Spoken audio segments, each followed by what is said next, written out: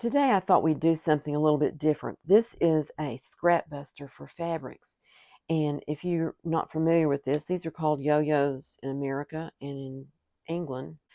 I don't know how wide extended it is in Europe, but they're called Suffolk puffs. And don't ask me to say that real fast 3 times. Anyway, what they are, you take a round of fabric and gather up the edge and pull it in. And you get these cute little pieces to decorate all kinds of things with. Originally, women made them and made like coverlets, sew them all together and make coverlets. Or um, my mother had one that was this pillow cover. She had this one, and I think it probably was an old piece that someone had done. I don't know where she got it. I know she didn't do it, but when I saw this, I thought, "Oh, that's so pretty," and it got me started thinking about yo-yos. And I started making mine just the old-fashioned way, with taking the round of fabric and a needle and a thread and just going around the edge like this. Let me move this so you can see what I'm doing. You just go around the edge and make your stitches pretty long, about, I would say, 1/8 of an inch at least, maybe a little bit longer than that, or whatever you feel comfortable with. Really, it's not real critical. It's not even really critical that they're all nice and even, because when you pull it up to make the puff, or the yo-yo, as I've always known them, it gathers up, and you don't notice how long the stitches are. And of course, I've got a knot. I had a knot in my thread, and I took a while to get it untangled. It's still there, but it's small enough that it pulled through the fabric. Anyway, what I was saying is, you just go around the edge with these long stitches. It doesn't have to be particularly even. I mean, it doesn't have to be perfect, because it's going to gather up. I'm just going to add these last few stitches here, and I'll show you what I mean. And you want to be sure to come back where you started, but don't go through the knot, because that will cause you problems when you go to pull it up.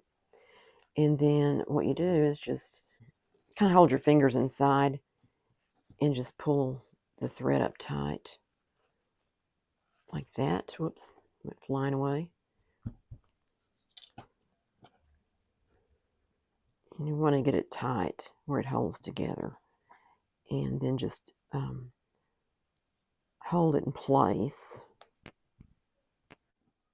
You just want that to be tight there, and then just put a couple of stitches in.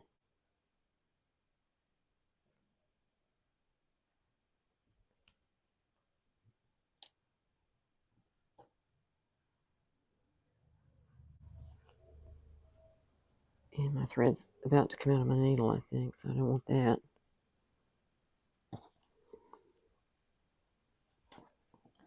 The hole in the center, if you mind having that there, you can always put a button or a bead or a bow, just about anything you would like to cover that up. If you don't like that look, I've never minded the little holes in the middle. It's just part of the puff, or the yo-yo, to me.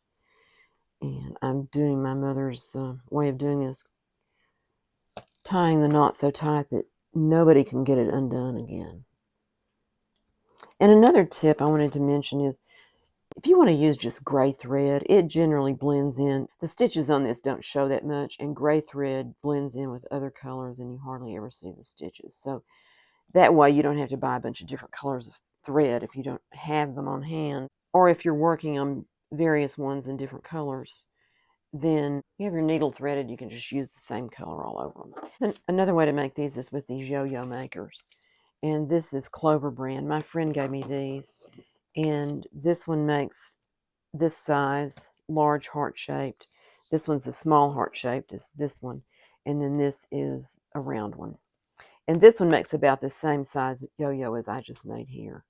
I probably took a teacup and drew around this fabric when I was cutting out these circles to make yo-yos by hand. And the great thing about these is, you just put the fabric. We'll use this fabric. This is some organza that was on a bridesmaid's dress that I wore one time, and I realized I wasn't going to be wearing it again, and it wouldn't fit anyway, so I cut it up, and I have this fabric to play with. But what you do with this is this has these lines here and the back piece. This is the plate and this is the disc. And you line up this line with that little bump that's right there, like that, with the fabric in between. And this fabric doesn't matter, both sides look the same, but if you have a fabric like a print, like this fabric has obvious right and wrong, you want the right side to face out because it's going to pull up around this way, and that would be in the center. So putting the fabric where the right side is on the outside. I know what I'm going to use instead of this. I'm going to use this. I don't know if this is going to work or not, but this is that snowy mesh that I got at Dollar Tree. I'm going to see what kind of yo-yo it will make. And I just need to line up that line. It doesn't really matter, except it makes it easier to see where you are with that, and be sure that you get those notches lined up with these holes. The first thing you do is you cut off the excess where you have just about 1/4 of an inch to 3/8 of an inch left around the edges. What it does is it turns under so that you don't have a raw edge, and it makes it more secure also. So I just go around it like this, like that. Let me move these things. This is making this confusing. Okay. Then you take your needle and you just start at one of these lines. And you want to come up through this side of the, you're going to go around this way. You could go the other way, I suppose, if you were left-handed or something. But for me, you come up this way. You want to come up this side, go down that side, so that your stitch is in that slot. Otherwise, you will sew your fabric to your yo-yo maker and you won't be happy. Ask me how I know. I'm going to have to put a little knot in here, and let's see. That may be one reason you can't do this, is because of the this being such an open weave. But I'm going to run this through the loop there, and hopefully that will do that. Okay, I think that'll hold it. So then you just go through there and come up on that side, and then you go the other side and come back to this side.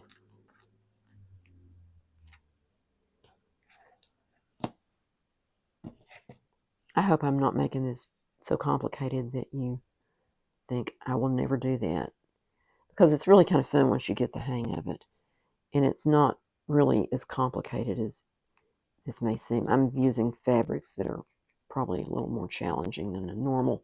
The easiest thing to use would be like calico, quilting fabric, something like that. You could use the fat quarters that you can buy Joann's or anywhere. Even Walmart has fat quarters for sale, and that is just plain cotton fabric, and it is probably the easiest to work with and makes cute yo-yos.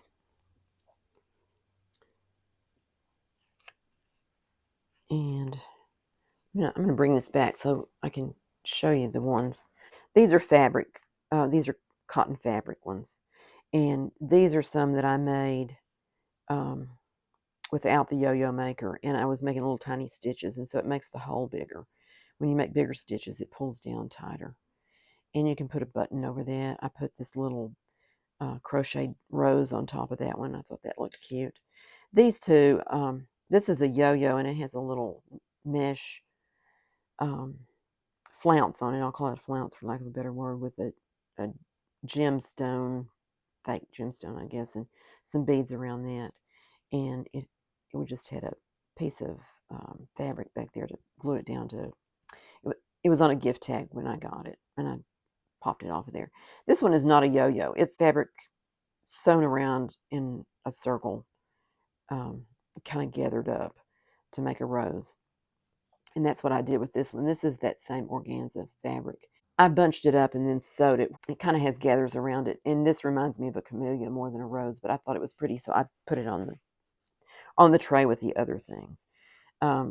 That's seersucker. This is just some cotton fabric. This fabric was in a sample of upholstery and curtain fabric, and it's just the shears in that book.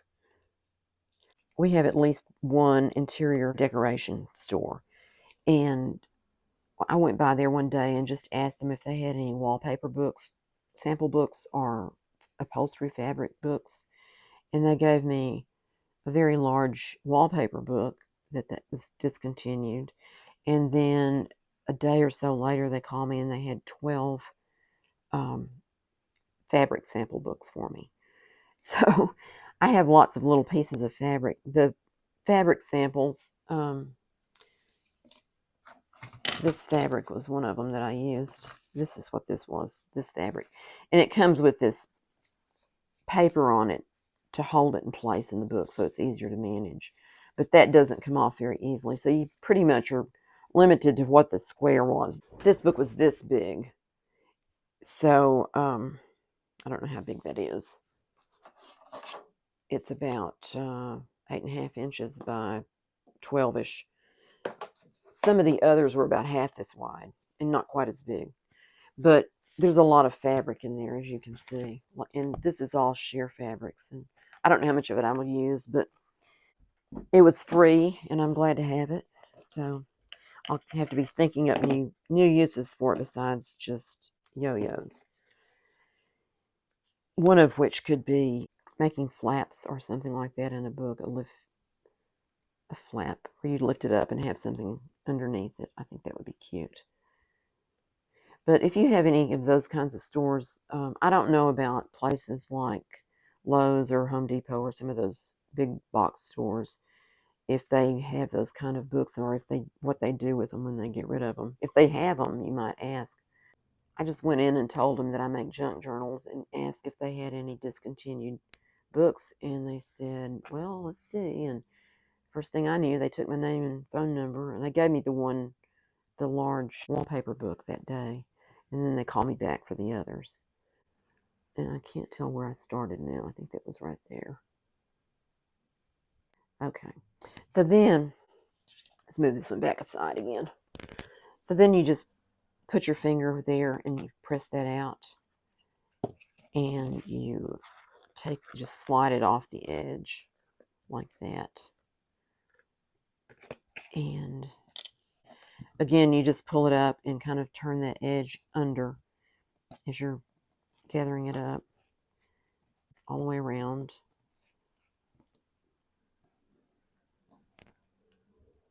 Just be careful not to pull too hard and break the thread, because then your yo-yo is not going to pull up. So that's something to consider. Okay, I need to rethread my needle. What I do, if you have trouble threading a needle, there are needle threaders that you can use to put through there and pull the thread through. I still just do it this way most of the time, unless I just have a ridiculously hard time of getting it there, getting it in. But I hold it against something light so I can see where the eye is, and then just push it through. Okay. And then I'm just going to do the same thing I did on the other one and just put a knot up here on this. Just pull it up tight. I don't know how successful this one is. It's a little bit loosey-goosey.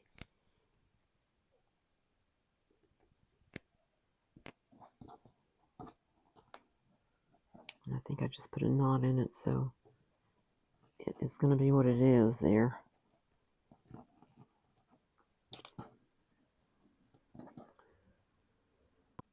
I just wanted to see how that would look, so don't know if we'll use that or not in anything, but I have it now, so there you go. And just put a couple of stitches in. And if you go through the center, if you bring that that thread around under your needle, it'll knot it. Yeah, there you go, like that. And then I'm just going to clip that thread off. I wanted to do this one too. This one you just cut that. This is going to be a heart, so it needs to have that edge cut there. And I hope I have enough thread on this needle to go around this edge. On this one, I think it says to start at the bottom there. So that's what I'll do.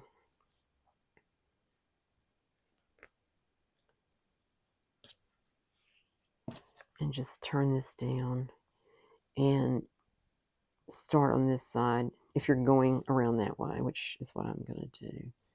And come back on this side where you're still on this one again, you're keeping your thread in that slot. That is the most important thing about doing this, is keeping the thread out of, from sewing your fabric to your yo-yo maker. You don't want to do that, because then you're just in a mess. You have to take everything loose or cut it loose. And as long as you just pay attention to make sure that you're in the right place, it goes pretty quickly. Okay, let's see here.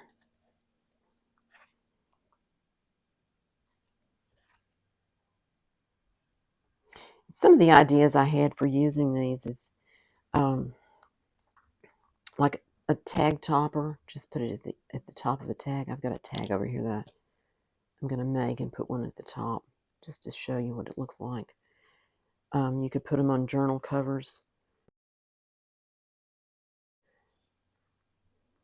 Oh, that's messed up there. This fabric is not the best for this because it's a loose weave and it ravels pretty easily. I think it did better when I made the one on the round one than it is on these corners. It's making it mess up. Get my needle threaded again. Sometimes you need to clip the end off if the thread's getting a little bit frayed out there at the end, so you can have a nice sharp point on your thread. I guess you could say the sharp point, but have it where it's not going to just get caught up on the eye of the needle. I'm trying to keep this over here where you can see what I'm doing, but I'm having a hard time seeing what I'm doing, so please bear with me.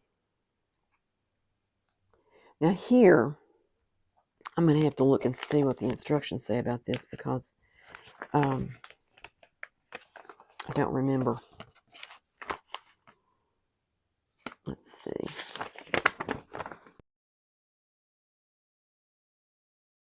And you come down here and go around those slots. So you put the thread here and there. So I came up there, so I need to go down here and down there and across, and then back to the top. And then you just continue around the rest of the way. Like that. This is something you could do while you're watching TV or watching a movie, or maybe not reading a book unless you have one on audiobooks, but you could do that. And if you've done as a child those pictures that have the holes punched in them, like a kitty cat or a dog or something, and then it has holes punched and you use yarn to go through the holes to make a design on the card, you can do this. Just be aware of not sewing your your fabric to your maker. Okay. It's kind of fun to do, and you have cute little things when you get done. Okay, I think I'm back to where I started now. I think that's where I started. And then again, you just push on that center part. And I unthreaded my needle again. And they have good instructions in these, and so, you know, it's not like it's going to be, you just get the thing and have to figure it out yourself. It's not that at all. And I don't think I've ever made one of these tiny ones before. I thought they were too tiny, but for junk journals, I think they might be about the right size for some things. All right, here we go. And then again, you just hold it and turn everything to the center and keep pulling the thread to make it gather up. And on this one, I left the seam allowance, I guess is what you would call that, a little bit longer than I might have on some of the other fabrics because this fabric is so prone to raveling. Okay, so I've got it pretty well pulled up there, I hope. And I'm going to take my needle and put a stitch in here. And it's just, it doesn't really matter too much where the stitch goes. You just want to be able to have it pulled tight. Now I went through that thread, so I don't want it to make a knot before I'm ready. Okay, like that. And then this is a little bit ravelly in the middle, so you might want to put a little button on it or bead or something like that. Charm, you could put a charm on it too, it would be cute. And I was thinking on some of these little ones, they would be cute to put on a garment pin. See if I've got my garment pins here somewhere. These pins.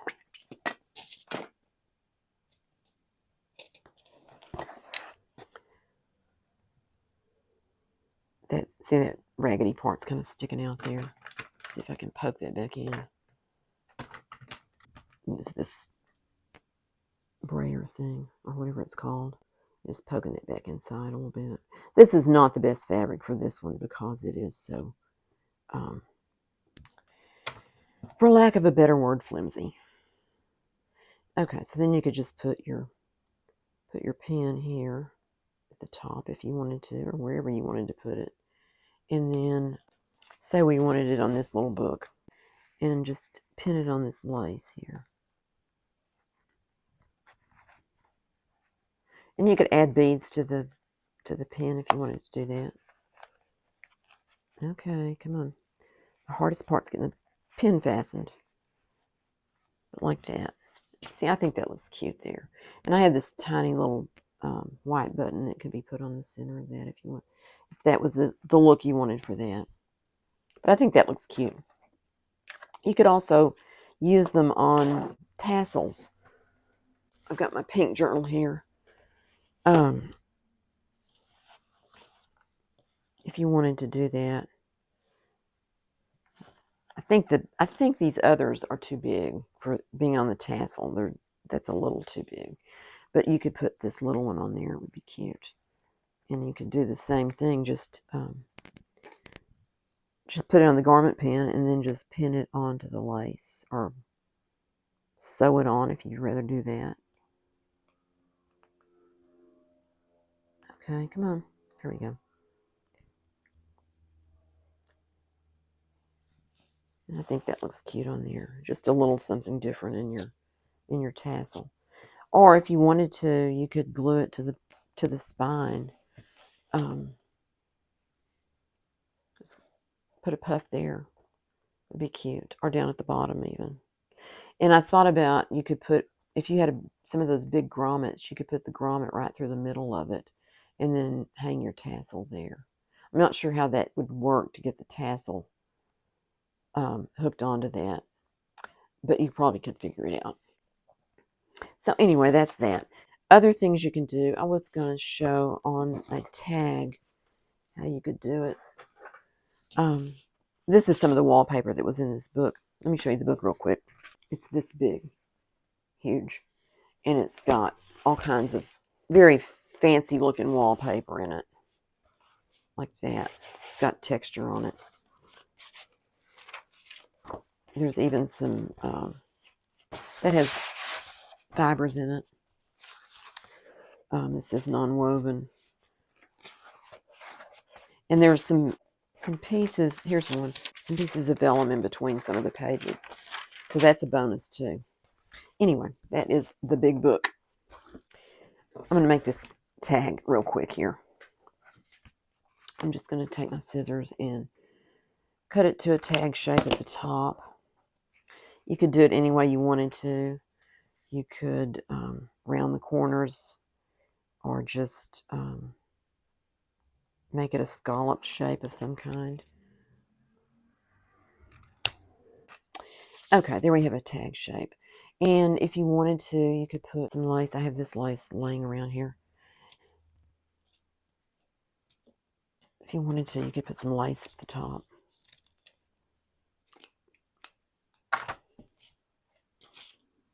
Maybe fold it over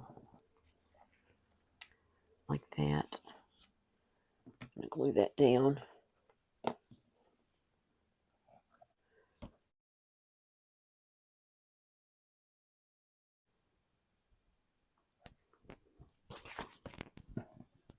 And this is just glued to a file folder on the back. And I'll let that kind of stick up there. Yeah. And then I think that one would be cute on there. So you could do that, and you could put a button on it. Well, look at here. You could put a flower button in there. Or this one has a kind of a scallop design. I really would like one that has some gold on it. There's one, because of the gold in this piece. I think that might be the one that looks the best on there. And then you could either sew the button on or just run some thread through the holes, or ignore that if you want to, and glue it on if you want to do that. Or you can sew it on. Either way. That little square ones might be cute. Lots of options. Or you can put other things on there. You could put some beads or some sequins or some gold thread. Just make a little nesty thing with some gold thread, and put that just in the center, and then put a button on top of that. Kind of have to get it organized like that. Put my buttons up too soon. Put that one on there. Something like that. And it would obviously be prettier if you had it all glued down. Maybe have a label down here, or just a there's a label like that. Maybe a stamp. That red stamp didn't work for me. Or a ticket. This is a blue ticket. I don't know about that, but anyway. I think you get the idea, how they can be used. And once you glue it down, it's not quite as puffy as it is right now. But also, depending on what fabric you use, it makes a difference in how much it sticks up. Like this one's flatter for some reason. I think we talked about most of these already, so that's the one I made by hand. I just wanted to mention a couple of things that you can use these for. One of the first ones I thought of was to put it on a book cover. And I just stuck this one behind this button. It's not glued down, but I thought that looked cute on there to decorate the cover with that. Or you could add one down here or something, just whatever makes a pleasing arrangement on it. And of course we did the tag, and I glued that down. So that's an idea. And I thought about a paper clip. This one I just attached a button to the paper clip and tied the string on it for that side, and then glued the yo-yo down to the button and added that little button in the center for decoration. It's not hidden, but it would be decorative on the edge of a page, or on a pocket, or whatever you wanted to do with that. And then if you wanted a hidden one, this is one I did with envelopes that you slide on the edge of a page. But you could just add a yo-yo to the plain side of it, or as you're decorating, you could put a yo-yo on it for a decoration on a hidden paper clip. Other ideas I had was as a tab on a page. Let's see if I can find one here in this book. Like on this page, it's plain, but you could add just a yo-yo on the edge of the page as a tab, or at the bottom. Or you could put it on a pocket. This pocket doesn't have anything on it, but that would be cute on that pocket. And since I have these little old things stuck in here, it would be cute with that. And this is a paper clip that's attached to a cluster. And on this back side that doesn't have a decoration on it, it'd be cute to put a yo-yo on that, or on this side, either one would work on that. You could maybe make a tuck spot with a yo-yo on it. When you have a flip, But like this page has this flip out, and you could add a yo-yo to the edge of that just to indicate that there's something that opens up there. So anyway, that's some ideas. I'm sure there are lots of other ways that they can be used, and they're a lot of fun to make. So I hope that you got some inspiration from this video and that you will give it a try yourself. These yo-yo makers are available at Amazon, Joann's Fabrics, Hobby Lobby, most any place that has sewing supplies available. So thank you so much for watching. I appreciate your time, and I appreciate all my subscribers and viewers. Thank you very much for your comments and your likes and for just watching. I will see you next time.